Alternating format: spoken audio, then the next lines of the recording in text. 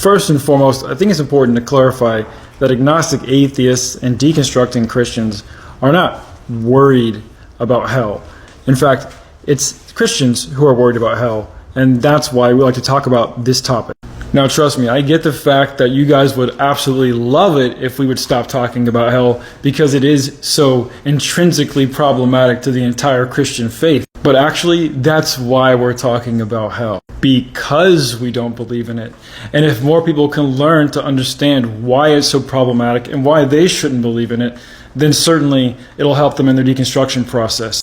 I got a feeling that you kind of already knew this though, and this is one of those, oh, why do you guys hate God so much, but then you just keep talking about him, you actually secretly love him. So juvenile.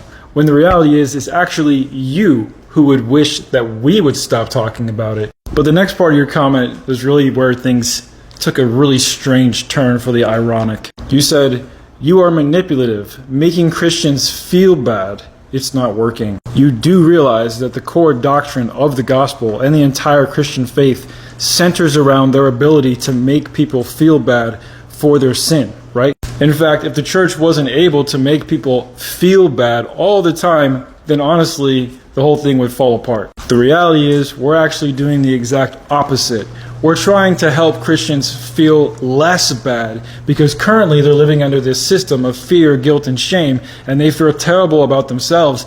And on top of that, they feel terrible about humanity in general, causing them to be hateful, angry, argumentative, and judgmental. Asking people to use logic and their brain and rationality before making decisions about their eternal life is not manipulation. Manipulation would be the opposite.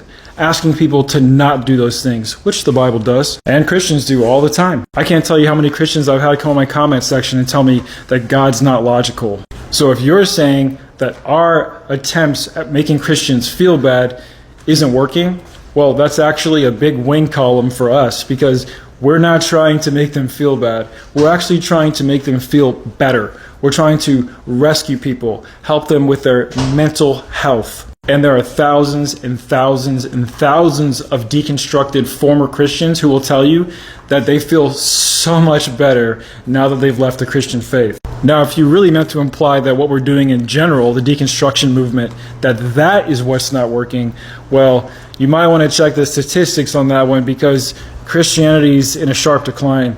And as you may have noticed, what's on the incline is a rise of agnostic atheism, a rise of deconstruction TikTok and YouTube makers who, by the way, are getting millions of views. Now, it's not every day, but certainly it's every week that I get ex-Christians coming into my inbox and my email account to let me know that what we are doing is working, and because of that, they're healthier than ever. Now, I know empathy might be a new vocabulary word for you, but you might want to look into it.